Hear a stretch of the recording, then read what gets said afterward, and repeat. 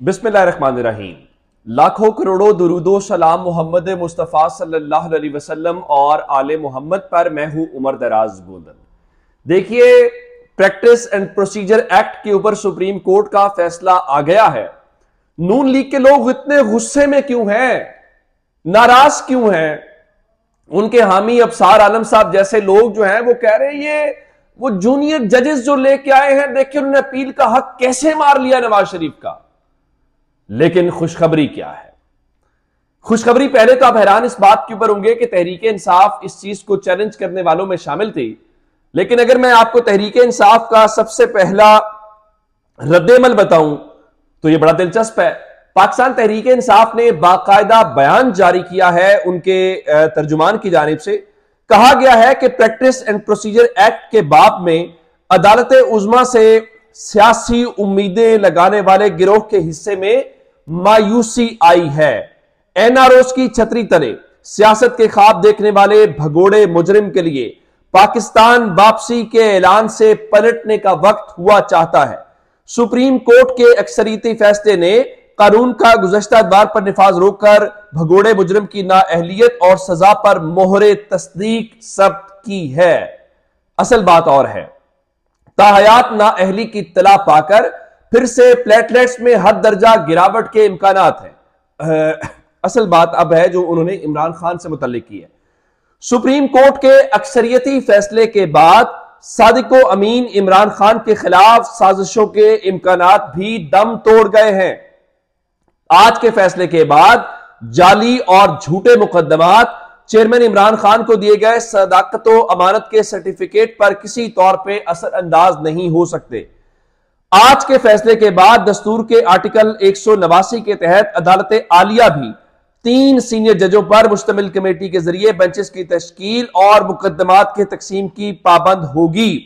यानी वो कह रहे हैं कि यह मामला सिर्फ सुप्रीम कोर्ट तक नहीं है, बल्कि अदालत आलिया, लाहौर हाई कोर्ट हो, इस्लामाबाद हाई कोर्ट हो, पेशावर बलूचिस्तान हाई कोर्ट हो, ये भी 3 सीनियर जजों की कमेटी के ऊपर मुश्तमिल चीजों को लेकर चलेंगे।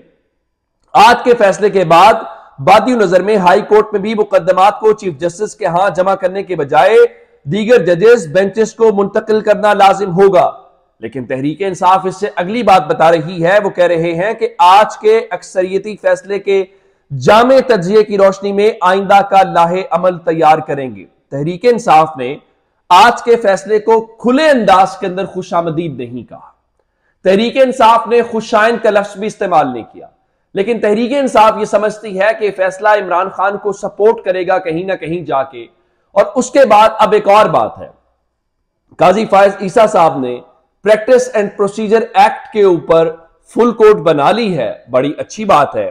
अब जरा आ जाएं मिलिट्री कोर्ट्स के मामले के ऊपर, अब जरा आ जाएं इलेक्शंस के मामले के ऊपर। क्योंकि वो उस दिन फरमा रहे थे जी बाकी मुकदमात इसलिए नहीं लग रहे कि इसका फैसला नहीं हो रहा। तो हुजूर फैसला हो गया है, अब इस कौम को इलेक्शन के भंवर से निकालिए। और यह कौम इलेक्शन चाहती है। लेकिन क्या अब सुप्रीम कोर्ट उसी तरह से फुल कोर्ट लगाएगी? क्या सुप्रीम कोर्ट उसी तरह से बराह रास्त नशर करेगी? आप माने या ना माने, ये नशर करने वाला, जिस तरह काजी फायज ईसा साहब फरमा रहे थे ना, उन्होंने फुल कोर्ट बना के गलती कर दी है, वो लाइव टेलीकास्ट वाली गलती भी मानेंगे। क्योंकि लोगों को पता चल गया ये जस्टिस मुनीब जैसे जज हैं जो वैलिड सवाल उठाते हैं। जस्टिस आयशा मलिक का सवाल वहीं का वहीं खड़ा है, उसका जवाब नहीं आया। और बाकी फिर आपके हवाले से अब खुशखबरियां क्या है? खुशखबरियां ये है, पाकिस्तान तहरीक इंसाफ ये कह रही है, जिस तरह उन्होंने लाहौर हाई कोर्ट से भी रुजू कर रखा है कि जनाब हमें इजाजत दी जाए। आज बैरिस्टर गौहर कह रहे थे तैयारी पकड़ लें, पाकिस्तान तहरीक इंसाफ जो है वो बाकायदा जलसे और कन्वेंशन करने जा रही है। मुर्तजा सोलंकी जो है वो काशिफ अब्बासी के शो के अंदर एयरवेक के ऊपर बैठे हुए थे और वो कह रहे थे, उनसे पूछा गया कि इमरान खान को किसने बाहर किया, तो उनके मुताबिक उन्होंने ही, जो इस मुल्क के जिनके पास असल इख्तियारात है, फैसला करने वाले जो है। चले सोलंकी साहब को दाद दे, उन्होंने सच बोला है। फिर उन्होंने कहा बतौर वज़ीर इत्तलात गारंटी देता हूं तहरीक इंसाफ के जलसों को पीटीवी के ऊपर नशर भी किया जाएगा और उनके इंटरव्यूज भी चलेंगे।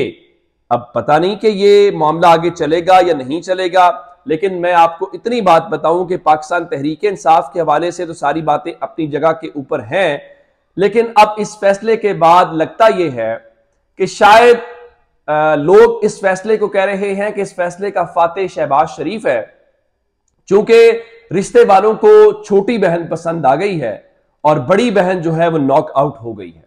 अब नवाज शरीफ आज जब लंदन से रवाना हुए हैं, एक तो मैं आपको ये बताना चाहता हूं कि उस मौके के ऊपर पाकिस्तान के हाई कमिश्नर डॉक्टर फैसल मौजूद थे। अब पहला सवाल यह पैदा होता है कि नवाज शरीफ का स्टेटस इस वक्त भी इश्तिहारी का है, तो पाकिस्तान के हाई कमिश्नर की क्या जिम्मेदारी थी कि वो इश्तिहारी को पकड़ता, कानून के हवाले करता, या पाकिस्तान के हाई कमिश्नर का यह काम था कि वो इश्तिहारी के साथ एयरपोर्ट के ऊपर मौजूद होता। हालांकि डॉक्टर फैसल को थोड़ा सा पहले इनके जो वहां पे ऑफिसेज हैं वहां पे निकलते हुए देखा गया।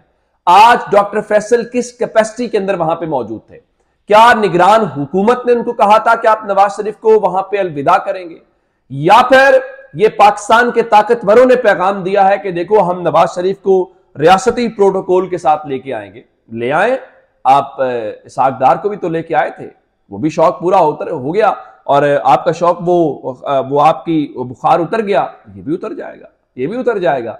देखिए, ये कौम जो है वो अपनी जगह पे जो चीजें कर रही है वो अपनी जगह पे स्टैंड करेंगी। अब वो निगरान हुकूमत इसके ऊपर उसको भी जवाब देना चाहिए।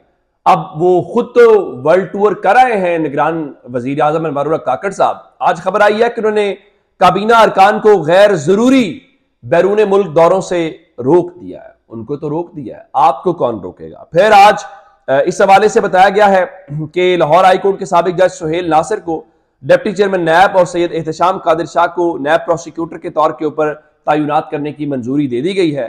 और दूसरी तरफ जरा खबरें सुनिए कि पैरागॉन वाला जो मामला था, ख्वाजा बरादरान, ख्वाजा साद रफीक, ख्वाजा सलमान रफीक को क्लीन चिट दे दी गई है और नैब ने कहा कि वो बेगुनाह है, उनका कोई कसूर नहीं है। बिल्कुल ठीक है। उधर इसहाक वाला मामला जो है वो भी पेंडिंग में चला गया है। तो ये तो अपनी जगह के ऊपर चीजें ठीक हैं और ये होंगी, हमें इस बात का अंदाजा है कि इसी तरह से चीजों को चलना है। तो उसकी वजह क्या है कि इनका काम कोई इस किस्म का नहीं है कि कोई अकाउंटेबिलिटी करनी है या एहतसाब करना है। ये खास मकसद, खास पैराए के अंदर चलती हुई चीजें हैं, तो बिल्कुल ठीक है, चलना चाहिए। मैंने आपको खबर दी थी कि मरियम नवाज शरीफ जो है उनको गवर्नमेंट कॉलेज के अंदर बुलाया गया है कि वो आए और लीडरशिप के ऊपर खिताब करें। अब मालूम नहीं है कि मरियम बीबी ने कौन सी लीडरशिप दिखाई है या मरियम बीबी ने कौन सा ऐसा सफर तय किया है।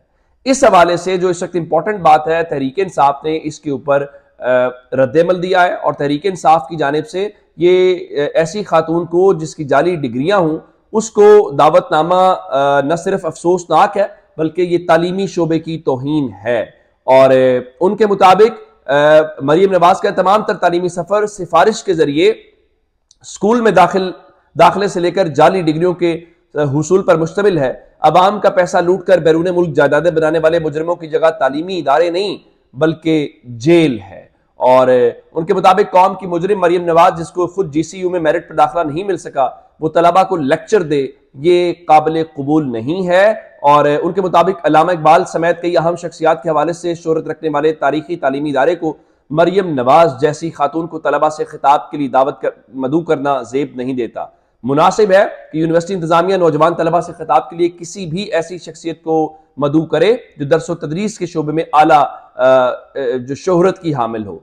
अब मरियम नवाज को बुलाने का गवर्नमेंट कॉलेज के जो वाइस चांसलर साहब हैं वही बता सकते हैं कि वो क्या हासिल करना चाहते हैं और मरियम नवाज शरीफ साहिबा ने कौन सा ऐसा कारनामा सर अंजाम दिया है या ऐसा काम किया है जो गवर्नमेंट कॉलेज के तलबा को उम्मीद है उनको सवालों का मौका मिलेगा और आज़ादी के साथ मिलेगा, तो फिर असल चीज़ पता चल जाएगी। अपना बहुत सा ख्याल रखिएगा। खुदा हाफिज।